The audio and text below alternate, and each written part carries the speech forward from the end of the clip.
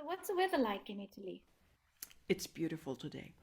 Today is really beautiful. It's still fresh because it Yeah. is it is cold, but Uh-huh. it was very beautiful. The sun was shining. It's simply beautiful. You really enjoy to be outdoors. It's difficult to I'm glad stay to hear indoor. that. I think that's wonderful. So, we've come well into summer here, and it's pretty warm temperatures, and Hmm. we're having cool days, but we still have lots of sunshine, which we have the whole year practically, but it's actually warm. You Yeah. can go to the beach, you can do outdoor activities, you can have some real fun with this whole thing. And yeah, so Summertime is always fun. always fun. It's always fun, and I'm enjoying myself this year. It's a whole it's a whole new way of looking at summer for me, and I'm really enjoying it. We're practically going to the beach every day, and we're walking, we're swimming, we're having all kinds of fun. And yeah, I'll look forward to you joining us in the near future, Barbara. I love that. I really will. Yeah. So Love. let's get into it. I think we have sufficient people on board. Welcome to Radical Friendships with Dr. Barbara Dalle Pezze, and I'm Michelle Benjamin of the People of Purpose Talk Show. And we welcome our viewers on Facebook, Twitter, Instagram, wherever you're watching us tonight in South Africa and in Italy and whatever the time zone is in your country. So tonight, Dr. Barbara is going to introduce herself, and she's just going to, well, you're going to tell us a little bit about radical friendships. Absolutely. Thank you Okay, very go for it, Barbara. much, You're Michelle, welcome. for having me here. First of all, it is always great to have this conversation with you and meeting the guest of the People of Purpose talk show. I am Barbara. I am a leadership and life coach, and I've been working for many years globally. My passion is to help people bring out the best they have inside and live a beautiful life. So, tonight we are going to talk about radical friends and radical relationships. And let me start with a story because the idea and how I got to think about and focus on radical relationships, the idea came from me being abroad. And when you live abroad, who you are, the person that you have always thought to be, sometimes is put to test and it is questioned because the person you thought all your life to be might not be the full extent of who you are. And when you meet people from a different country, from different cultures, they question you just by being different, just because they value something different, just because they have experienced something different in their life and they are sharing it with you. So while I was abroad and I lived abroad for 20 years, I met people from all over the world. And I remember that once, and especially during a very hard time in my life, in my personal and professional experience, there was a moment when I was quite challenged by the idea of who am I and what is my worth. And I would like to tell a story that share and that says what are these radical friends and radical relationships I'm talking about. This story, I read it in a book, in a beautiful book, The Hero's Journey from Stephen Gilligan and Robert Diels. And it talks about an island, a small island in the Pacific. And in this small island, there is a village that has a tradition. When a kid is born, all the women of the village goes with the newborn and the mother into the wood. And what they do, they sit down in a circle. And when they are sitting in the circle, every woman starts to emit a sound. One after the other, each woman sing a sound. And at the end, every woman has sung a sound. And at the end of the circle, they have created a song. This song is the specific song for that newborn child. And throughout the life of the child, what these women do every time that this child during his life, and therefore even when he is an adult, might go through difficult times, what these women do, they sing for this person that unique song to remind him or her where she comes from, who she is, her roots and her origins. And once then this person dies, that particular song will be never be sung again. When I read this story, I simply loved it. And to me, it simply talks about radical friends. Radical friends are those who can actually sing your song, which means that they know who you are, they know what you stand for. And when, because of life events, you kind of forget that, they are there reminding you of who you are. And I would like to read just a few lines from my book where I wrote about radical friends, because I think it is quite to the point of what I am saying. Radical friends, and I'm reading now from my book, The Unexpected Gift. Radical friends are those who know you deeply and can sing your unique song, reminding you who you are when you don't remember it because life's event or circumstances took you away or distant from yourself. Radical friends are radical, and that's why I call them radical, because they are deeply rooted in who you are. They are structural. They lie beyond your more superficial changes. They rest in the depth of your soul. And when the surface is rough and the storm is threatening you, radical friends still stand. They are there, steadfast, immovable, solid, anchored to those roots that gave you birth and nourished you so that you could live. Radical friends are precious, and we need to take time to grow those kinds of relationship and those friends.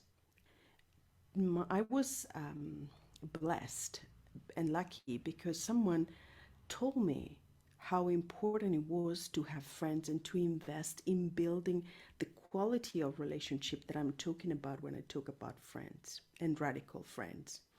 Because how can a person that we meet and that accompanies us in our life become a radical friend? It is a matter of building trust in the relationship, building trust with that person. It has to do with managing our inner conflict and our ability to stay in disagreement sometimes. It has to do with authentic listening. It has to do with our ability to share and commit. And I would like just to point out the first of these four elements that we need when we build radical relationships and radical friends. And I would like to talk about trust briefly.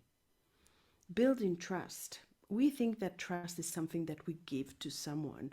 It is just I give you my trust so that I can then have a relationship with you.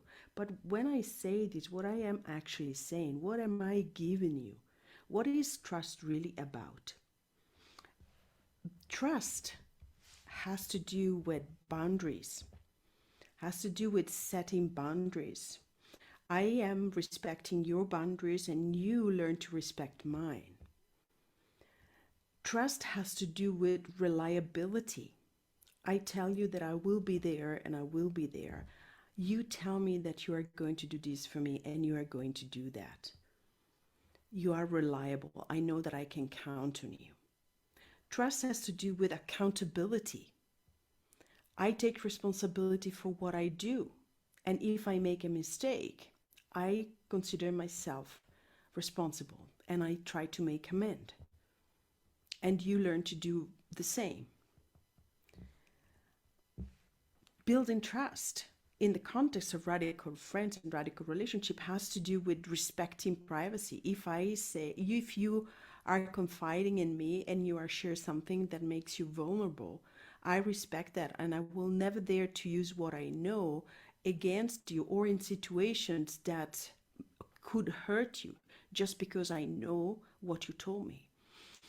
Having that level of trust, so much so that I am able to respect your privacy, requires a lot of inner strength and awareness of where the other person stands and where I stand in relation to the other person.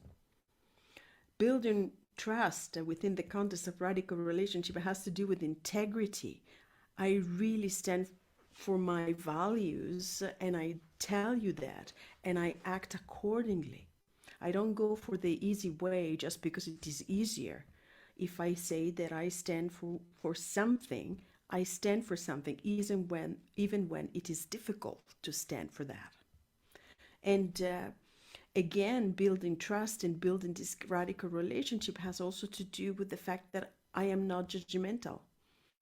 I allow the space for being not perfect, for being limited, for just being a person that experiments and therefore sometimes we come across as okay, we'll do something wrong and what yeah, and so if I am a radical friend with you, if I'm capable of building this trust and this element of trust, I'm not judging you just because you have made a mistake, or I don't judge myself because I have made a mistake, right? So there is this sense of suspending the judgment and giving the other person always a chance.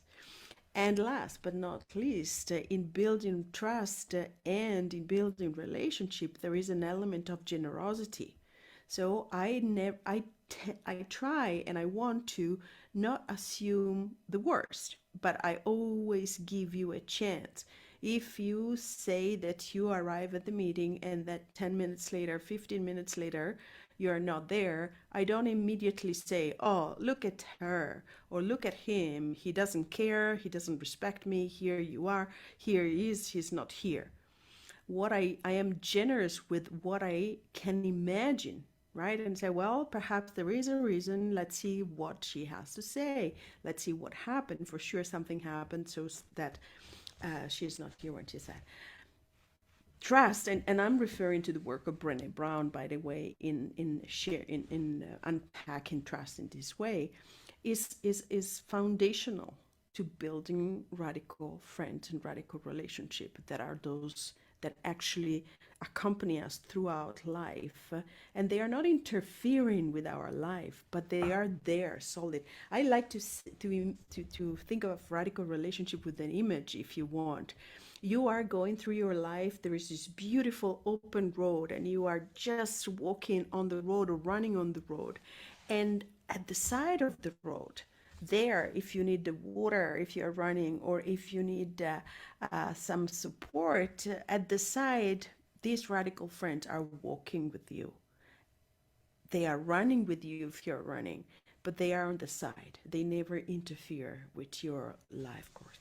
And this is simply something that I love, and in my experience has been so paramount to the way I am and the way my life has developed. So that was great. And I did reflect on your book again today. And I read um, that chapter that includes the 7 steps. And I focused on radical relationships. Well, that's what we're talking about today. And what I'm interested in, because when you start talking about it in your book, you do mention people who live in a box, right? So what I want to know is how would you define what it means for a human being to live in a box? Absolutely. Thank you for the question. We all live in a box. The metaphor that I use is our mental map. It is as if we are in a box because we have a certain way to look at life. We have a certain way to look at people in our life, at events, at situations, and we don't realize that we have constructed a story. We spoke last time maybe a little bit about the legendary story, right? And the story that we have constructed, the narrative, our life, it is in a box. Why I say this? Because we don't realize often that there is so much more to our life and to what we can live and to people that are in our life than what we already know and what we already are aware of. And so I like to say that once we become aware that we have put some limitations to the way we think about ourselves, our lives, and our people, until we see that there is this box here and these limitations that are somehow invisible, we cannot expand and go beyond that.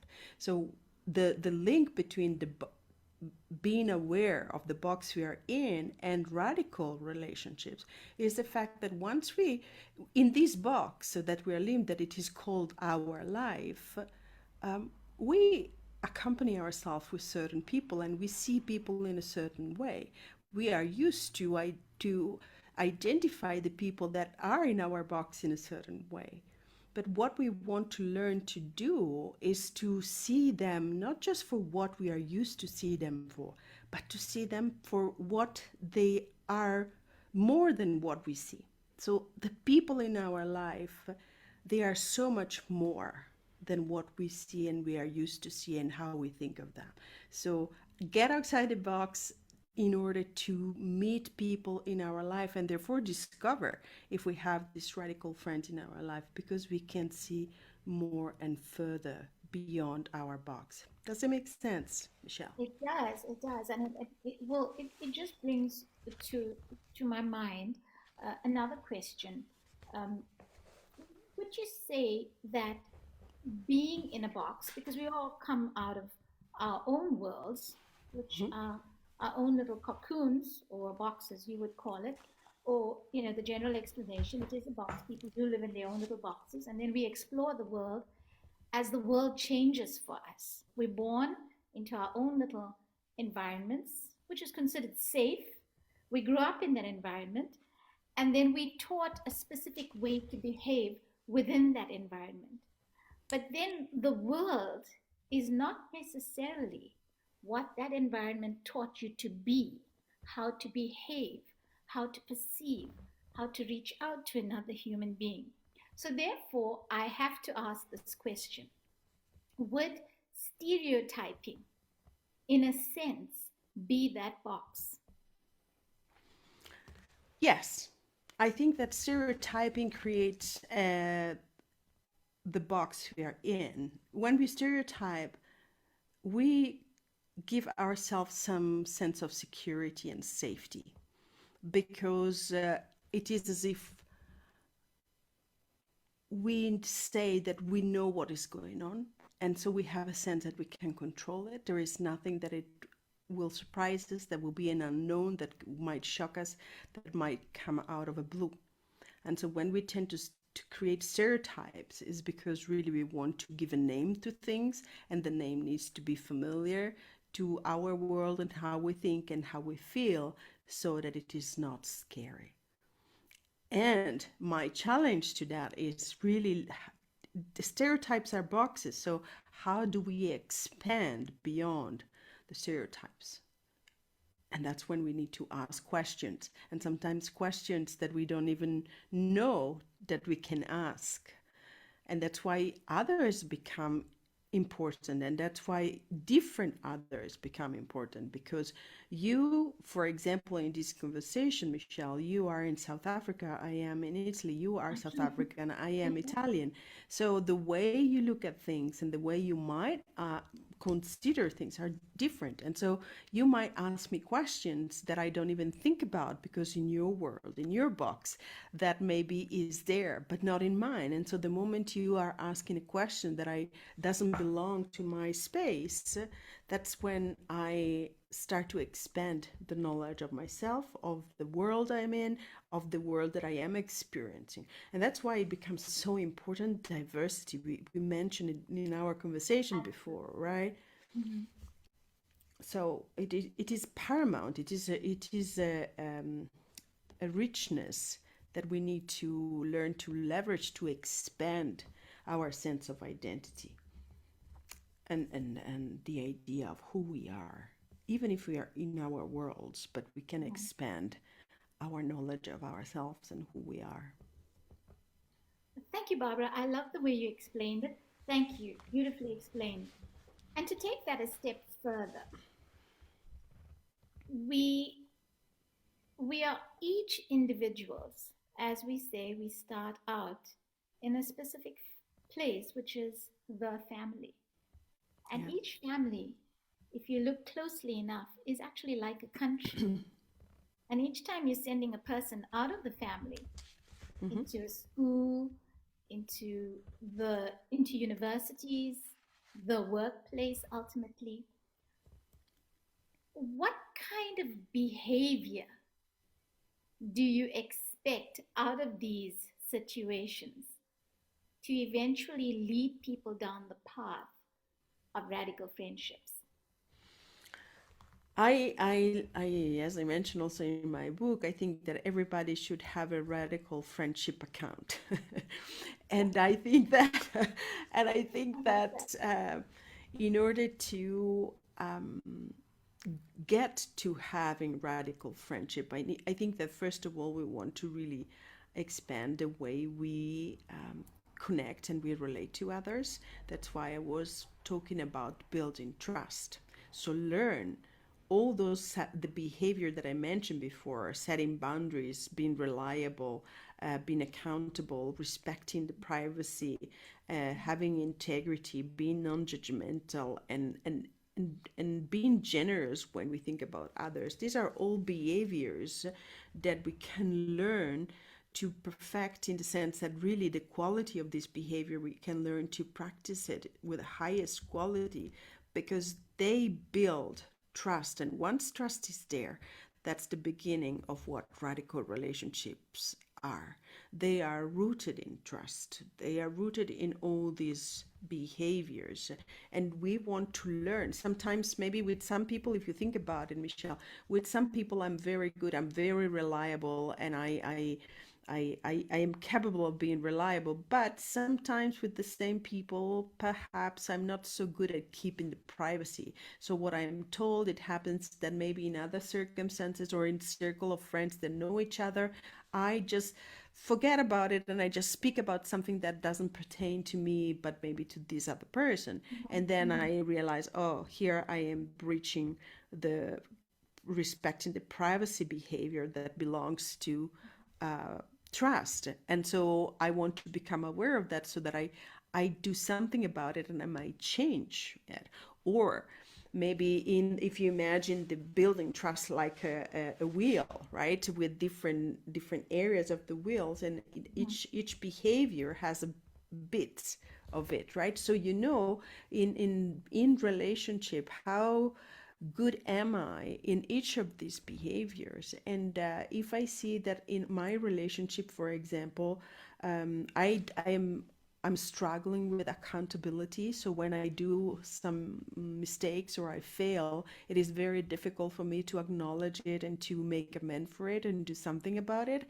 Now I know that I have to work and grow in that behavior if I want to build trust of a highest quality. So these 7 behaviors are in fact a map that you can Yes, use if you yes. want to start the process of building radical relationships. Mm? Because So, it all Barbara, just sorry, Barbara, right no there, worries. can you just let our viewers know where the 7 steps are? Mention your book and where they can actually purchase your book. So yes, so the 7 steps are the steps that took me from a traumatic event to rebuilding completely my life. And they are in my book. They can read of it in my book, and they are the book is available on Amazon. And the 7 steps. Maybe I Do you just have mention. do you have a copy there? Yes, I Do you do. have a copy? Can you lift it up for people to Sure. see? Oh, sorry, So this is that's Barbara's The Unexpected Gift. That's her book, and thank you. it can be obtained on Amazon. Amazon. Yes, it is on Amazon. Thank you. And I think that it is in one of the seven steps is building radical relationships, and and and it is very powerful. And I think that the idea of paying attention and being intentional in observing how do I interact with the people I care about, with the people I spend time with. What is the quality of my relationship with them? Am I spending time just because I don't want to be alone, just because I'm used to do it, just because I'm used to them? Or can I be actually intentional and unpack that relationship to see what am I bringing to the relationship and what this person is bringing to my life and to the relationship, and around that make decisions. If this is a person I actually want to transform from a friend to a radical friend, I will need to spend energy and time and emotional energy on them and know them better, listen to them, and explore, as I Mhm. was saying, my relationship with trust in them. So it is a project, really. It is a project. It is, and I think what's important, and for me, this is vital in any relationship, whether you're a family member, whether you're a friend, whether you're someone I work with, whether it's business, whatever it is, confidentiality, Yeah, that level of trust. yeah, People need a space because, look, mental health is a huge issue in our world. yeah, And, you know, suicide's also a problem in the world. yeah, And yeah, people are actually going down this path because they have no one to talk to. And I find that troubling considering that we have all this help available. I know the professionals have that code of ethics where they cannot reveal what someone says behind the closed doors. But how can we, as ordinary individuals, offer someone a safe space to be themselves, to reveal who they are? I mean, it may be, Barbara, it may be a life saving moment. And I think this is for you a crucial question in your work, in what you do, because you deal with people, you're hearing people's trauma and their difficulties in life on a daily basis. And because you're a compassionate person who has been through trauma and difficulties, you can relate to that. yeah. How can a larger portion of the world, or someone listening tonight who Mm. struggles with, um, their personality, that side of their personality, whereas some people can, they have a vault. You can trust them with anything and they will just not reveal it. But then there are those who have a tendency to speak, and yet there is this other side of their personality. You may call it duplicitous, where you're given that confidence that, you know, they will talk about it inappropriately and inappropriate gatherings as well. So, what do you have to say about that? Thank you for the question, Michelle. I have to say that what you're talking about that often generates gossiping. Mm, Gossiping, there you go. mm. It is an art, and it has to do with growing in the ability to really care and be with a person, with people, with friends at the highest level of quality. Because what happens when we start gossiping and we don't respect the confidentiality that we Mhm. heard, even as friends, often when we do that is because we do need a level of significance. If you told me something that it was important for you, and I am now with other people, and because I don't think about it, and because I don't have the sensitivity to do that yet, I start talking about your experience that is not me for me to talk about. What am I doing in fact, and I don't realize it I am making myself important by telling your story. So I am responding to a need of my ego. Mhm. So the growth at that level is to consider not my ego more important, but you and your story as sacred and therefore for not for me to tell.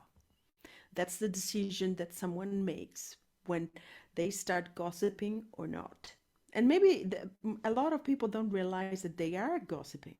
They just think that they know something, they share it. And that's why it is a level of growth, and I would say a level of evolution of the person and Mhm. the quality of the relationship to recognize that there are things that even if I know them and therefore potentially I have some power because I do have some knowledge, it is not for me to use that. It is for me to keep it in secret, but it is not for me to talk about what is not mine. And so I think that this is a shift and a level of growth and evolution, really, not only in the quality of who I am and who I know and how I behave, but also in the Mhm. quality of the relationship. I think it is a very important point because with all this social media and all this Yes. communication, Mhm. the sense of respect of the confidentiality, the privacy, and respecting the fact that your story is your story, it is not for me to tell. Mhm. And Mhm. even if I am in need of significance because I want to tell the world that I know about you, Mhm. the world Mhm. being my circle of friends, Mhm. Mhm. I want to learn to overcome that urge because it is more important to respect your story and your privacy. But that takes it is an art that you learn the Mhm. art. This is the art of relationships, right?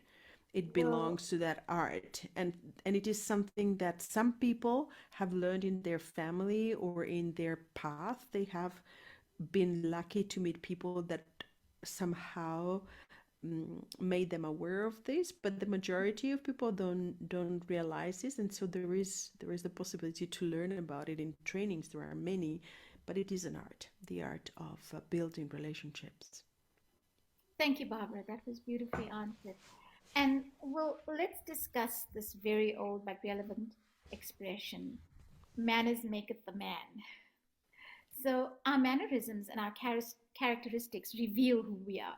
It is telling to the other person where the relationship is heading based on how all parties conduct themselves in the relationship. So, you know, I'm going here talking about being polite and etiquette. And that's important in the business setting, it's important in families, it's important also among friends.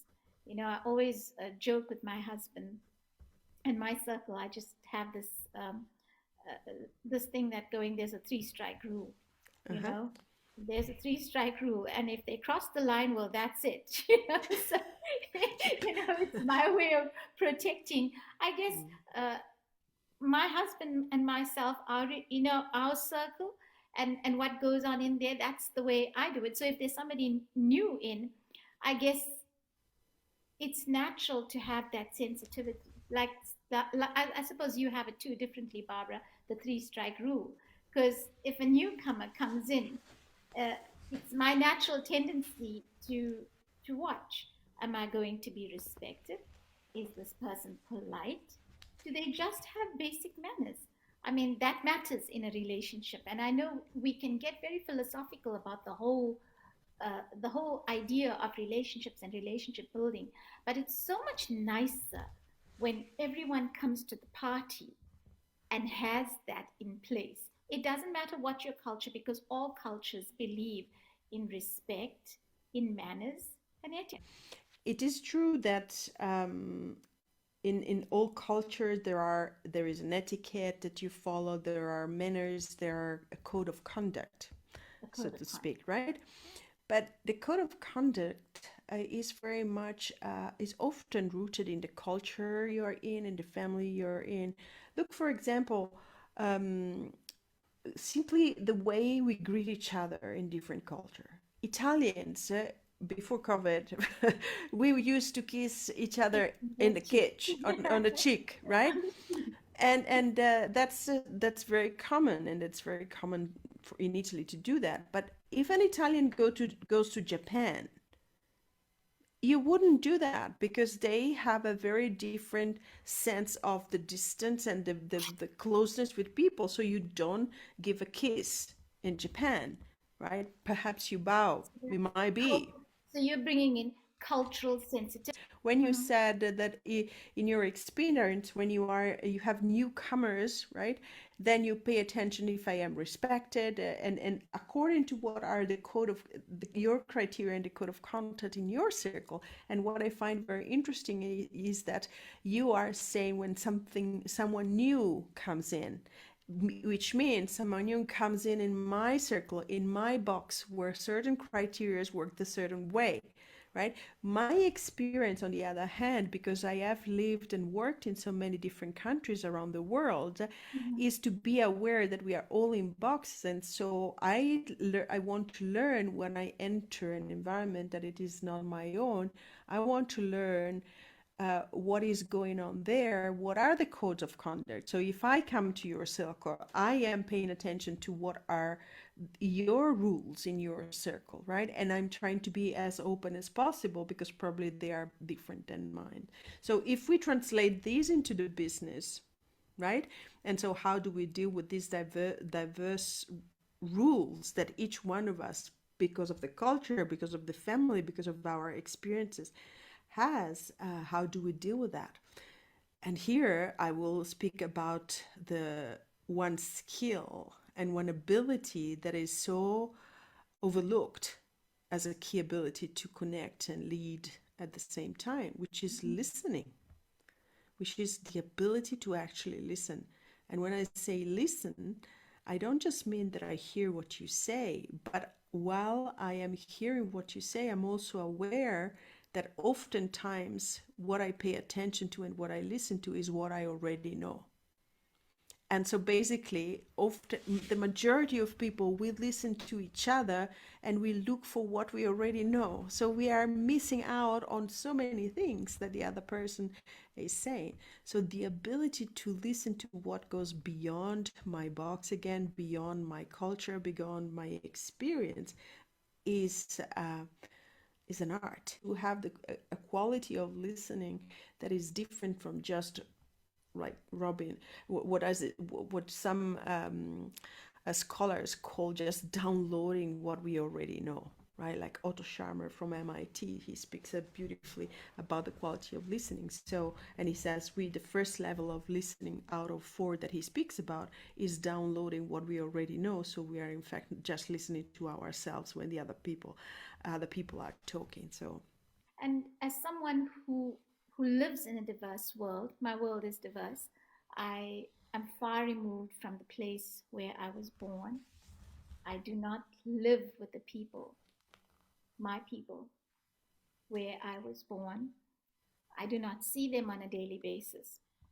I function in a world that's, I guess, if you look at where I came from, my cocoon, it would be a strange land.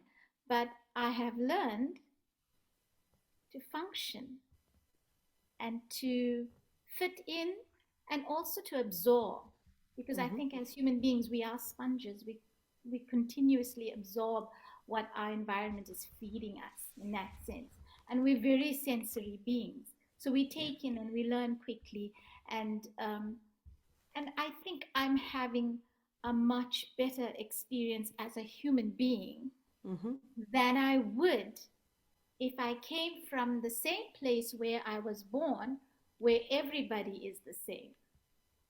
My world is actually very diverse. It's Yeah. completely diverse and Yeah. on a daily basis.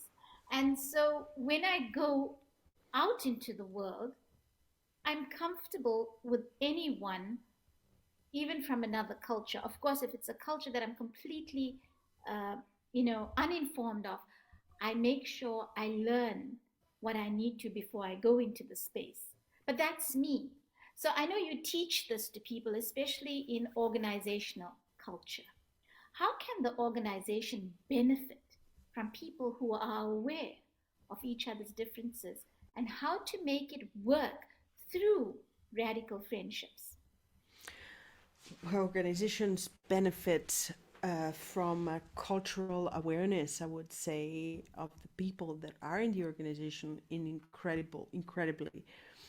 Because once we are aware of each other and we are aware of this code of conduct that we said before, the result is that the performance of everyone and the team performance is much higher.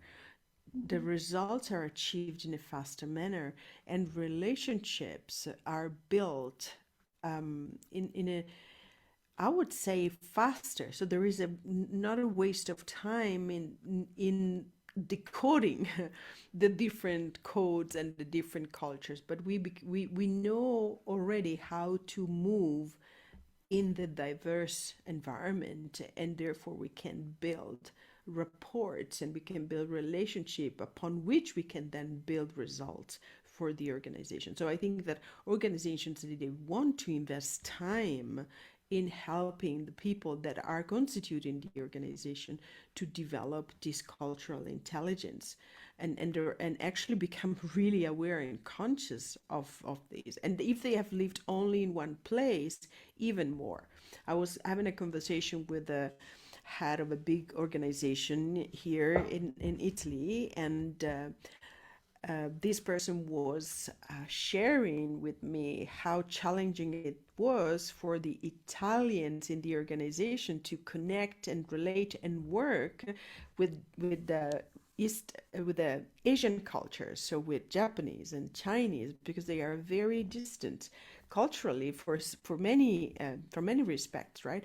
And so we were having this conversation: how can we help these people to become aware, culturally aware, so that they don't, for example, get into conflict with other people from a different culture, but in fact they just realize that it is simply a different perception of the situation, reality, a different way of approaching things, right? And but if you have been always in your own box, it is very difficult to recognize that you are in your box, and you immediately tend to say, that person doesn't understand, she doesn't get it, she's wrong, and here you go, the blaming starts and the conflict path begins. So I think that the organizations want to want to really give an opportunity to the people that work for them and that contribute to their results, really to help them evolve and expand their ability to learn and know and recognize differences. I think that this, in today's world, is paramount. Barbara, I'd like you to identify some of the characteristics you've seen over the years of what it means to live in a box.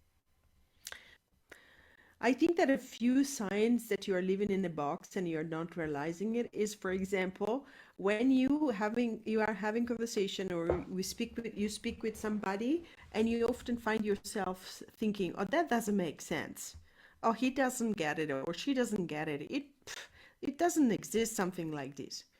That's when you want to start noticing that it does not make sense. And I would add, in your box, in your world. But if somebody is bringing it to your attention, maybe in their box and in their world, it does make perfect sense. And that's when you can expand, because you can really make an effort, intentional effort, to try and see, what is this person trying to say that doesn't make sense in my world, but it might make sense in theirs?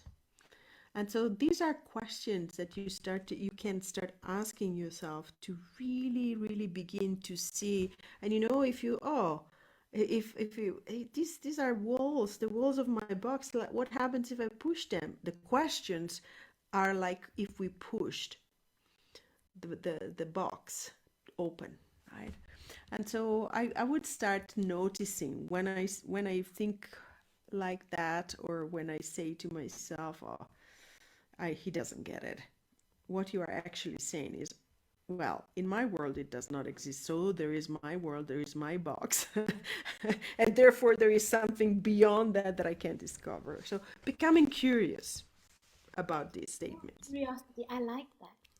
I like that because curiosity is actually a big part of my world, a very big part of Yes. my world. And it draws people, Mm-hmm. and and I have a large circle of radical friendships. Yeah. Well, I guess you could say it started with curiosity on both ends, and that's interesting because when you're interested in other people, and also we must have the guidelines of respect and being polite and being well mannered, and if we have to go the extra mile to learn what it means for the other person, then go the extra mile because I do think just now that I know it has a definition, radical friendships. Uh, this is my world, and these are the friendships I have, and I think for the long term, in terms of relationships, I think this is a good way to go because in these relationships, you find the trust, you find the safe place, you find the care, you find the compassion. And I think that's also mentioned in your book because it was your radical friendships that brought you out of a place that brought you pain in your life. And sometimes radical friendships start out through pain, and it's almost well, it's intentional because people are calling to check on you, and out of it comes a friendship. And I think that's actually very special if you can maintain it, Mm. because friendships are tricky. It's Yeah. the maintenance of it for me that matters. What direction is this going in? And But just like you work on a marriage, sorry, Barbara, just like you would work on a marriage or relationship with a family member or parent, I think our friendships also need work. We need to intentionally consider how and which directions we're going into these relationships. And that also works, I think for me, it also works on the organizational level as well, so that you have a because I think the goal out of this is to have a beautiful experience. As human beings, we're always looking for that. You will have a beautiful experience, I think, if you're intentional and these pointers you give us, like you use the term cultural intelligence. I think that's powerful.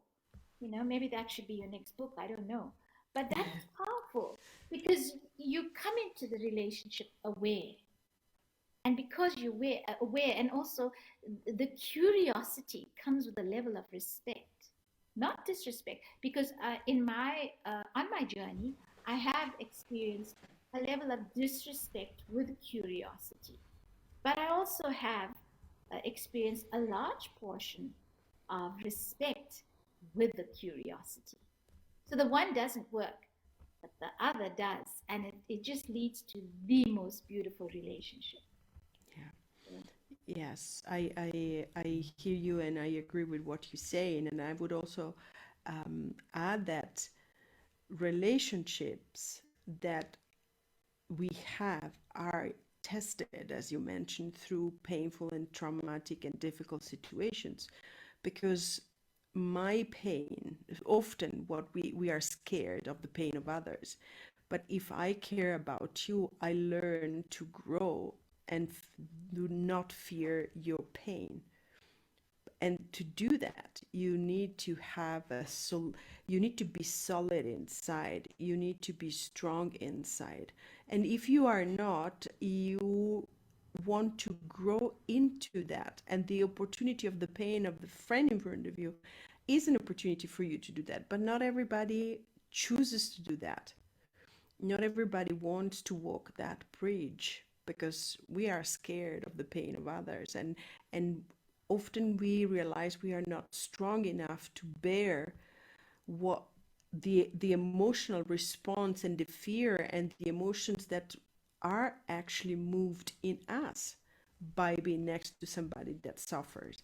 So radical relationships are also those that went through that test and that managed, and they chose to be there, stay there, not scared of the pain and not scared what was coming their way, but they had the strength to embrace that, if not embrace that for the other person, but at least hold the space for that experience to express itself. So I really believe that radical relationships are powerful, not because they need to be the same what we live and what we experience, but the root, the core, the profound element of a radical friend is there, and it touches the core of humanities, of humanness, I would say. And that requires really to have done some inner work. And so they I go back to say that they are an art, because you are an artist and you know what it takes to create art, right? And a relationship is an art, a work in progress, a work in progress constantly. Barbara, thank you. That was really beautiful. And I think you did justice to that step in your book, in the way well, I think the discussion was great. Your explanation of what you wrote as an author, a philosopher, and also a coach, I think that was very relevant for all of us to hear and learn today. Yeah? Thank you so much, Michelle. As always, it's always great having these conversations. Oh, you're And welcome. You're I welcome. hope that people that are listening and will listen will find this useful in I some hope way so too. for themselves, their relationship, and their life, as it I was for do. me and in our For all of us. conversation for Yeah. you. And I just want to end with a quote by Nelson Mandela. He said, "What counts in life is not mere fact that we have lived. It is what difference we have made to the lives of others that will determine the significance of the life we lead." Beautiful. I love that quote. I know you Beautiful. love Nelson Mandela's I quotes and you love do. to read about him and you just love his whole life and the story behind it. So, therefore, that quote is especially for you. And I think it encompasses a lot of what you're teaching through your Yeah. 7 steps. We focused on radical relationships today. And yeah, so well done, Barbara. You did good tonight, and I enjoyed talking to you. And thank you for coming in all the way from Italy to South Africa. Thank you so much, Michelle. Thank you. It was a pleasure. And Thank you, and God bless. God bless. And see you Bye. soon. Bye bye. Bye. Bye. Bye. And goodbye to all our viewers.